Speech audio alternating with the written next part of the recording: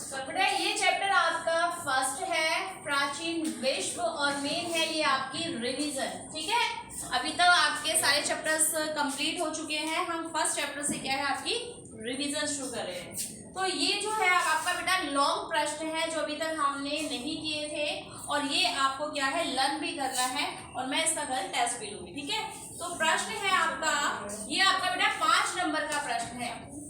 हड़प्पा सभ्यता की मुख्य विशेषताएं क्या थी? ठीक है, तो हमें इसकी क्या है विशेषताएं पढ़नी है।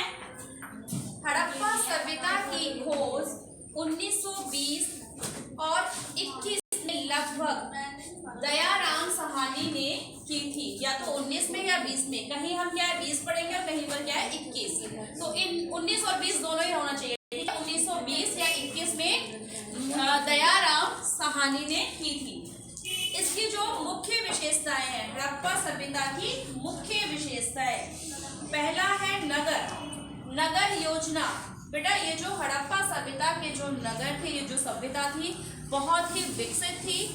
वहां पर जो बेटा घर बने हुए थे बहुत ही प्लानिंग के साथ बने हुए थे। ठीक है, तो क्या है इस सभ्यता के लोग सुनियोजित नगरों में रहते थे। सुनियोजित मतलब पहले से प्लानिंग किए गए, कहाँ पे रहने का मतलब घर बनाया जाएगा, कहाँ पे कुएं होंगे, कहाँ पर नालियाँ होंगी, दरवाजा कहाँ से होगा, कहाँ पर स्नानागार बनाया जाएगा। इस तरीके से क्या है पूरी वेल प्लानिंग के साथ क्या है ये घर बनाए गए थे। नगरों में चौड़ी सड़कें जो समकोण पर एक दूसरे को काटती थी, मकान पक्की ईंटों के बने थे, और विशाल स्नान गृह भी बने हुए थे, यानी नहाने के जिसे हम क्या बाथरूम कहते हैं। ठीक है, स्नानागार भी या स्नान गृह भी बने हुए थे। सेकंड विशेषता है इसकी समाज और अर्थव्यवस्था, यानी जो समाज था किस तरीके से क्या है उनकी अर्थव्यवस्था चलती थी, कैसे वो अपनी आजीविका को चलाते थे। तो इस सभ्यता के लोग कृषि, पशुपालन और व्यापार तथा वाणिज्य में भी कुशल थे।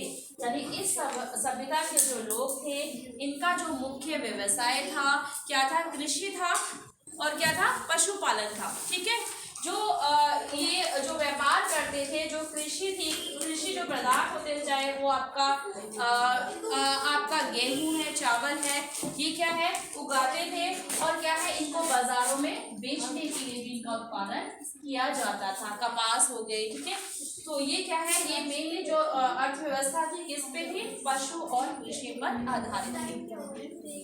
तीसरा है धर्म और संस्कृति।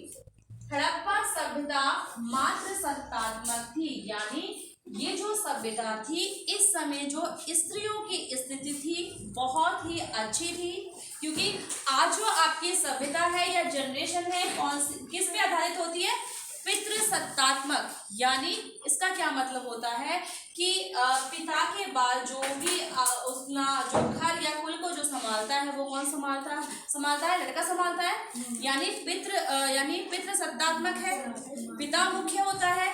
लेकिन ये जो सभ्यता थी क्या थी, मात्र सत्तात्मक थी, यानी माता को बहुत ज्यादा यानी स्त्री को बहुत ही सम्मान दिया जाता था।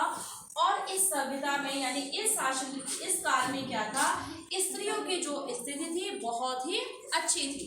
ठीक है, और ईश्वर की पूजा करते थे, यानी ये लोग ईश्वर पर भी विश्वास रखते थे।